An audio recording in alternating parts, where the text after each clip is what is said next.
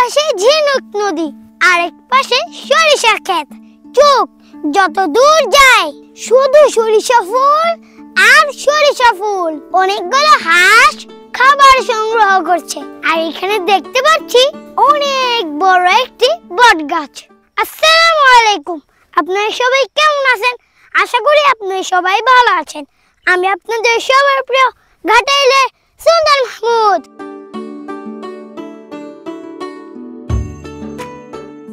হেমন্ত শেষ, প্রকৃতিতে বিরাজ করছে শীতের আবহ। এই সময়ে সরিষার ফুলে ফুলে গ্রাম বাংলার বিস্তীর্ণ মাঠ হলুদ বরণ ধারণ করে।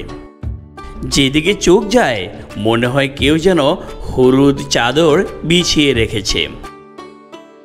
আর এই সরিষা ফুলের অপূর্ব শোভা দেখতে আজ আমরা চলে এসেছি টাঙ্গাইল জেলার ঘাটাইল উপজেলার গর্জনাতে।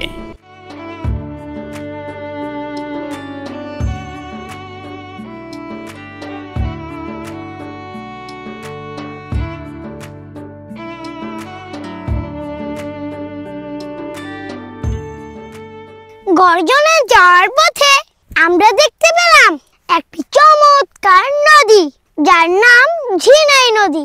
আমাদের হাতে সময় কম, না হলে এখানে একটা ড্রোন শট নিতাম। পরে সময় করে এসে এই জায়গার একটা ড্রোন শট নিব।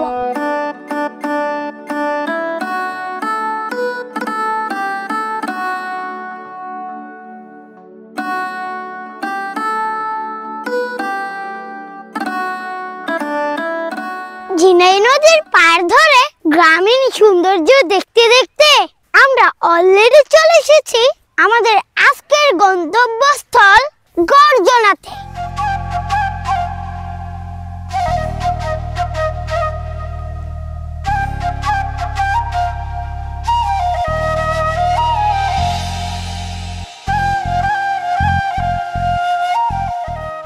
এখন শীতকাল, সরিষা ফুলের মৌসুম। আর আমাদের ঘাটাইলে বেশ কিছু অঞ্চলে প্রচুর সরিষা আবাদ হয়।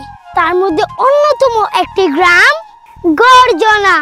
আর সেই গর্জনার অবারিত সরিষা ফুলের সৌন্দর্য দেখতে আজ আমরা চলে এসেছি সেই গর্জনাতে।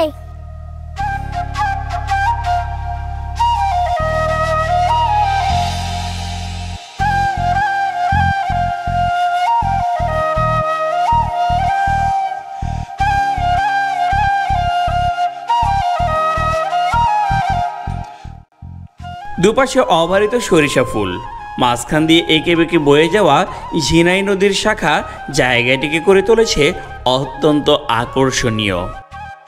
যে কোনো প্রকৃতিপ্রেমী এই সৌন্দর্য দেখে মুগ্ধ হতে বাধ্য।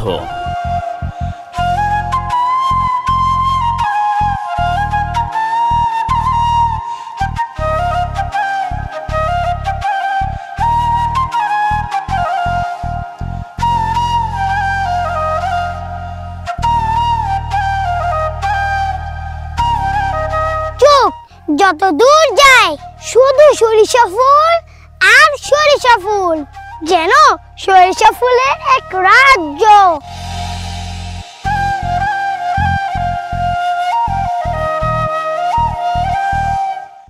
ঘাটাল থেকে 15 মিনিটের ব্যবধানে চলে আসতে পারবেন এই সুন্দর প্রকৃতিতে। ঘাটাল ভুয়াপুর রুট ধরে শঙ্করপুর হয়ে ঝিনাই নদীর পাড় ধরে চলে আসতে পারবেন গর্জনাতে। দেখে যেতে পারবেন হলুদের এই অবারিত সৌন্দর্য।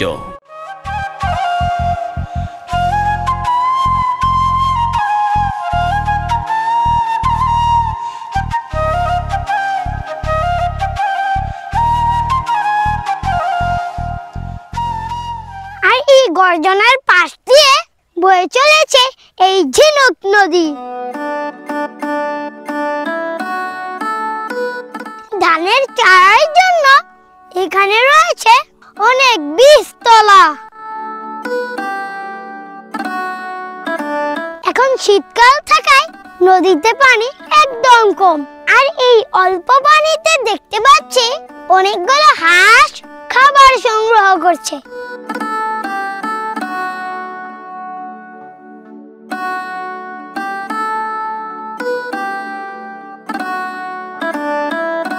পাশে ঝিনুক নদী, আরেক পাশে সরিষা ক্ষেত, আর মাঝখানে বপন করা হয়েছে অনেক অনেক আলুর গাছ। নদীর পরে আরো চাষ হচ্ছে অনেক অনেক সাদা মূলা। আর এখন আমরা আছি তেমনই একটি মূলা খেতে।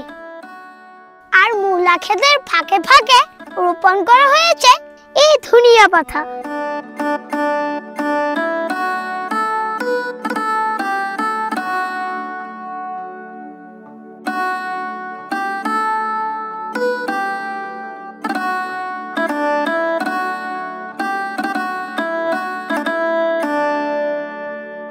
এখন আছি গর্জনা পশ্চিম পাড়া। আর এখানে দেখতে পাচ্ছি আলু, পেঁয়াজ, কফি সহ নানা শাকসবজি আবাদ হচ্ছে। বীরসিংহর মতো এখানেও দেখতে পাচ্ছি অনেক অনেক কফি ক্ষেত।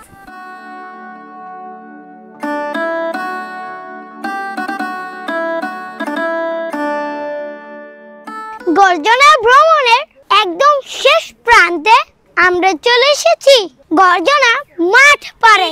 আর এখানে দেখতে পাচ্ছি অনেক বড় একটি বট গাছ, যা এই জায়গাটিকে অনেক সুন্দর করে তুলেছে।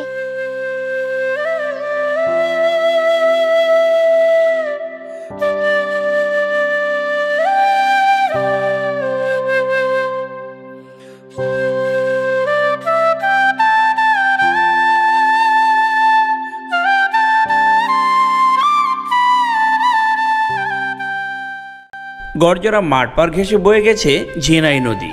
শীতকাল থাকায় নদীতে তেমন পানি নেই বললেই চলে।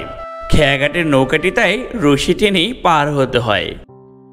নৌকা করে ঘুরে বেড়ানো সুলতানের খুব পছন্দের, তাই স্থানীয় বড় ভাইদের নিয়ে সুলতান উঠে গেল সেই নৌকাতে।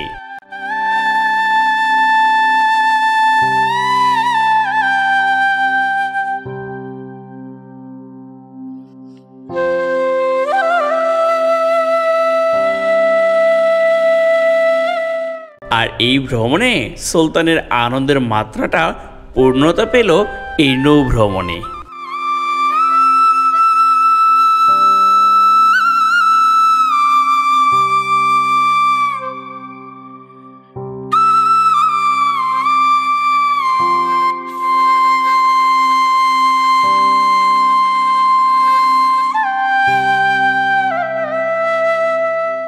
ভিডিওটি আপনাদের কেমন লাগলো অবশ্যই কমেন্ট করে জানাবেন। আর বেশি বেশি লাইক, কমেন্ট ও শেয়ার করবেন। আজকের মতো এখানে বিদায়। আপনারা সবাই ভালো থাকবেন, সুস্থ থাকবেন। আসসালামু আলাইকুম।